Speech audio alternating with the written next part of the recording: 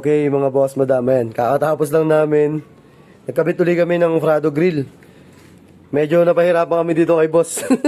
Dami naming inayos eh. Pero all goods naman, ayan. Nagkabit na rin namin. So, nagkabit na kami dito ng tornilyo. Dito, tornilyo dito, saka dito. Ayan. May bracket kasi sa loob yan eh. So, hindi natin ipapakita kung paano yung bracket. Basta, nilagyan namin yan. Kasi yung mga Frado Grill, walang bracket yan sa loob. Eto, tingnan nyo sa stock. Ayan o. Ayan.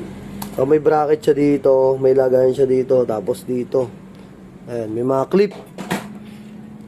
Sa Frado Grill, wala yan. Ang may clip lang yan dito sa ibabaw. Kaya medyo mahirap. Tapos, syempre, ilang baklas kabit kami dyan para may kabit. Ito yung stock ng Honda BRB sa Gen 1. Yan. Etong Frado Grill sa Gen 1, sa Gen 2, yung naka-facelift, kasya din yan. May mga nalagyan na rin kami na naka-Gen 2 eh. Yung facelift. Tapos sa yung all new ngayon, syempre hindi po pwede kasi iba na yung bumper nun. Yung sa facelift kasi yung sa Gen 2, parang yung sa paglight lang yun na iba. Pero yung part dito, same lang. Tapos, kung bibili kayo niyan, lagi kong sinasabi, hindi kami nagbibenta. Bali, kami lang nag-install. Yung iba, nakakuha ng second hand. Yung iba naman, ang ginagawa mo order sa Lazada, Shopee. So, doon lang kayo makakabili. Si boss, umorder to nung nakaraan. Palpak, bitak.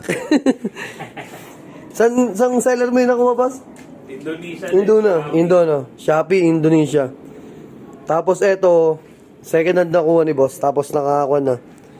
Naka-hulman na sa Honda BRB. Kaya lang marami pa kaming ginawang modification eh. Kasi iba yung design nung style nung ginawa namin na pag-install kaysa dun sa ginawa ng mga pinaggawanan niya na ito. Yan. So, thank you kay la boss. Ayan, okay na. All goods. Thank you. Ride safe. Ingat.